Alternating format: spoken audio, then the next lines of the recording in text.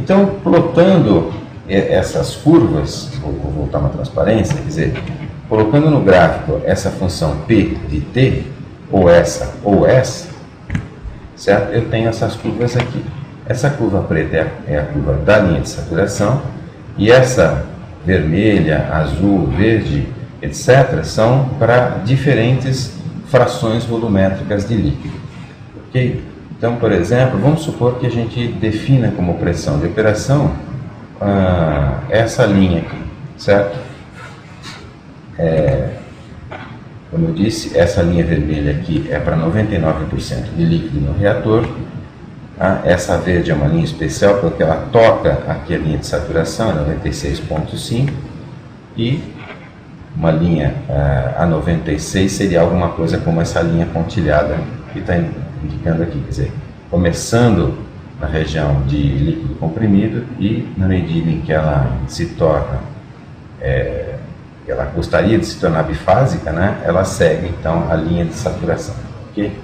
Então, se eu trabalhar com 99% de líquido no reator, o que ocorre é o seguinte: uma pequena variação de temperatura aqui, obviamente vai causar uma grande variação de pressão.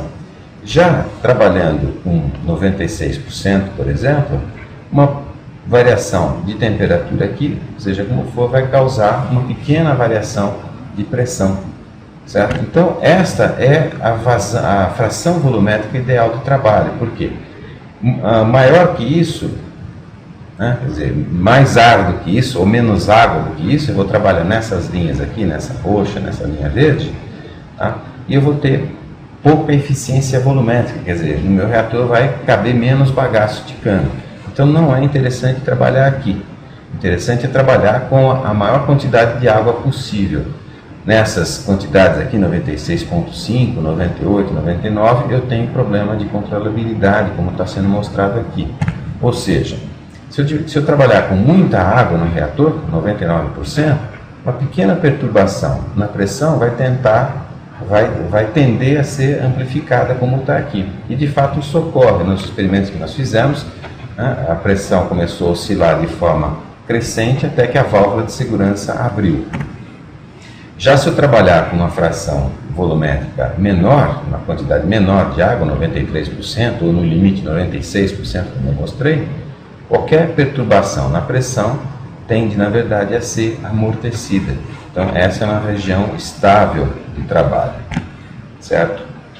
Então, o problema da controlabilidade é um problema de compromisso, né, que deve ser achado com a eficiência volumétrica, a quantidade máxima de líquido que eu posso pôr no reator.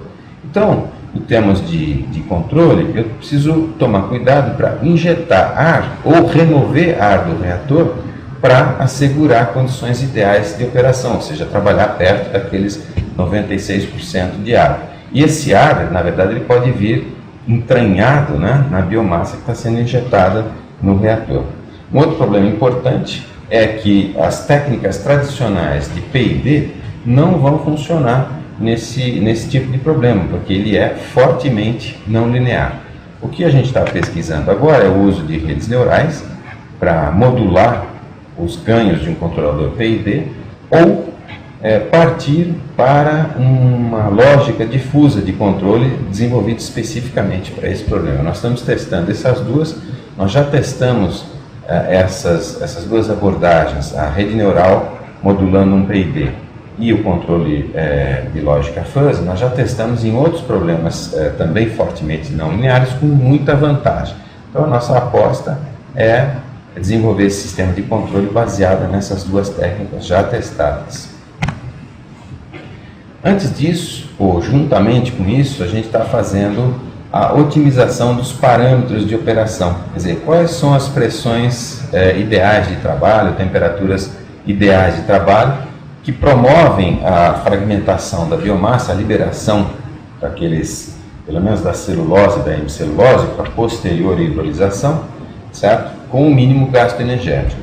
Para isso nós fizemos um reator de bancada, está desenhado aqui, e fizemos alguns testes que revelaram um fenômeno interessante que eu queria falar para vocês agora. Então vamos supor o seguinte: eu vou começar, eu coloco água aqui, coloco biomassa, né, fecho o reator e começo a aquecer.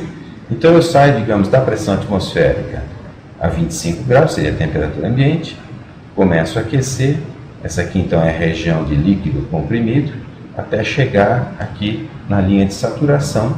Eu estou trabalhando, por exemplo, com 96% de água, certo? Aí continua o aquecimento até 20 bar, 210 graus, e aqui que eu vou promover a expansão explosiva, quer dizer, eu vou abrir essa válvula aqui de forma praticamente instantânea, e aí eu vou sofrer aqui uma expansão isentálpica das 20 atmosferas até novamente 1 atmosfera, certo? Na medida em que ocorre essa expansão, a temperatura vai baixando, essas linhas horizontais aqui são linhas de temperatura constante, então na medida em que ocorre essa expansão, eu devo esperar que a temperatura caia, né, juntamente com a pressão, como está indicado no gráfico aqui. Isso aqui é um gráfico de temperatura pelo tempo, digamos.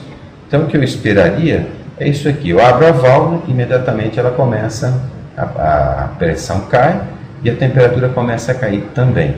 Na verdade, o que acontece é o seguinte, quando a gente abre a válvula, demora um tempo para a temperatura começar a cair, embora a pressão já tenha caído, certo? Esse tempo que demora é só depois que ela vem e cai, volta aqui nos 100 graus. Essa situação aqui é uma situação chamada de meta estável, porque a pressão já baixou, a temperatura deveria ter baixado, mas não houve tempo para isso ainda. Então ela permanece num estado que não é o seu estado termodinâmico de equilíbrio. Se isso for verdadeiro, a gente está fazendo testes para medir isso, para verificar se é isso mesmo que está ocorrendo, nós especulamos que isso deve ser interessante para o processo de pré-tratamento, porque promove uma expansão explosiva ainda mais rápida.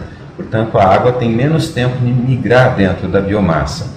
Então, a gente vai determinar se é isso mesmo que está acontecendo, e se for, nós vamos tentar até estimular, promover mais ainda esse fenômeno, e principalmente se esse fenômeno se repete em larga escala. Dá para ser visto aqui no filme. A hora que esse é o Plínio, que é um dos responsáveis pela pesquisa, a hora que ele apertar o botão aqui e sair de perto, a válvula já abriu.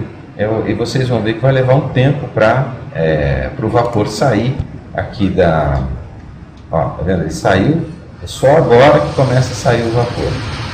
Então é essa situação de meta-estabilidade aqui que eu estava falando e que a gente quer investigar se isso ocorre mesmo, né, e se isso é bom ou indiferente para o pré-tratamento da biomassa.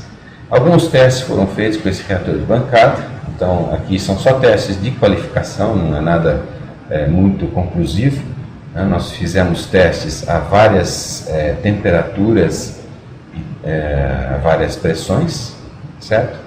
Com diferentes tempos de residência. Então 5 minutos a 9,4 bar, correspondendo aqui a 183 graus Celsius. Certo? 9.4, 9.5, 5, 10, 15 minutos é o tempo de residência no reator. E o que a gente observou, na verdade, é o seguinte: primeiro, fizemos medidas bem simples, né? Primeiro, medida de pH, que indica a degradação da hemicelulose. Isso pode ser bom ou ruim, dependendo do que a gente quer, né? Mas principalmente a gente quer saber se está havendo essa degradação da hemicelulose. Fizemos também medidas espectrofotométricas num comprimento de onda que é o comprimento de absorção da lignina.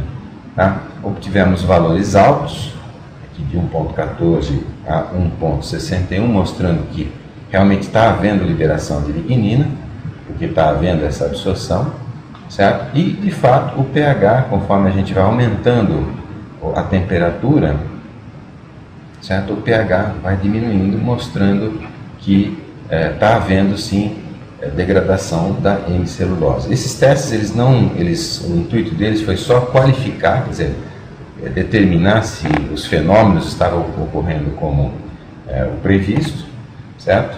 E uma vez que isso for otimizado, o passo seguinte seria fazer a hidrólise enzimática. O grande problema aqui é o tempo necessário para que essa reação hidrolítica funcione, né, ocorra. Então é necessário projetar reatores de altíssima eficiência, principalmente naquelas escalas de processamento.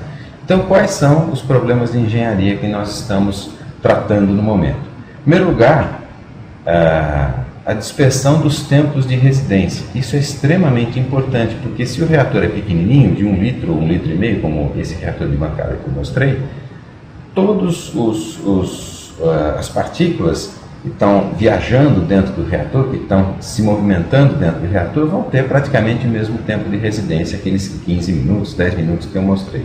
Se o reator é do tamanho de uma casa, por exemplo, então, dependendo da trajetória que essa partícula de biomassa faça dentro do reator, esses tempos de residência podem ser extremamente diferentes. E é importante que todas tenham o mesmo tempo, o tempo projetado, o tempo de projeto, certo? Porque partículas que ficam num tempo maior do que esse tempo de projeto vão, obviamente, sofrer excessiva degradação da sua biomassa, certo? E partículas que ficam tempos menores do que o projetado não vão ser tratadas suficientemente, certo? Um outro problema importante é a mortandade celular, devido, por exemplo, a tensões de cisalhamento. Então, se eu colocar um agitador no fundo, eventualmente, nas pontas das pás desse agitador, eu posso ter tensões de cisalhamento excessivas e isso acabar matando as células produtoras de enzimas, por exemplo. Tá? Um outro problema é a homogeneidade da temperatura. Então, da mesma maneira, se um reator é pequeno, muito provavelmente a temperatura é uniforme dentro desse reator. Se o reator é muito grande, essa temperatura pode e normalmente varia bastante. Tá? Um outro problema muito sério é a deposição de sólidos, certo? Provocando zonas de estagnação e etc. Certo? Quer dizer, esses são fatores que concorrem para a perda de eficiência dos bioreatores. E a otimização desses fatores é um problema de objetivos conflitantes, portanto, se torna um problema de otimização multi-objetivos, quer dizer, tem que achar uma solução de compromisso para isso. A nossa estratégia, então, eu vou descrever rapidamente nessa figurinha, é fazer o seguinte: eu vou pegar o meu bioreator e fazer um modelo de CFD para ele, como está aqui, né? Quer dizer, esse bioreator seria um reator, a entrada dele aqui por baixo, o escoamento vai dar algumas voltas aqui em torno desse tubo central e vai sair por esse tubo central aqui. Tá? Esse bioreator ele é modelado em termos de parâmetros geométricos. Aqui x1 é o diâmetro, x2 é a altura, x3 é a altura desse tubo aqui, x4 é o diâmetro desse tubo de entrada e assim por diante. Né? Tem mais parâmetros aqui. De tal maneira que eu fixo esses parâmetros e gero uma malha que vai ser usada, né? Você fixa os parâmetros, gera uma malha e essa malha vai ser usada num solver CFD, que vai calcular todo o escoamento, quer dizer, os campos de velocidade, o campo de pressão e o campo de temperaturas. A partir disso eu posso então calcular aqueles parâmetros que eu elegi como parâmetros de otimização. Por exemplo, a tensão de cisalhamento máxima e a dispersão do tempo de residência.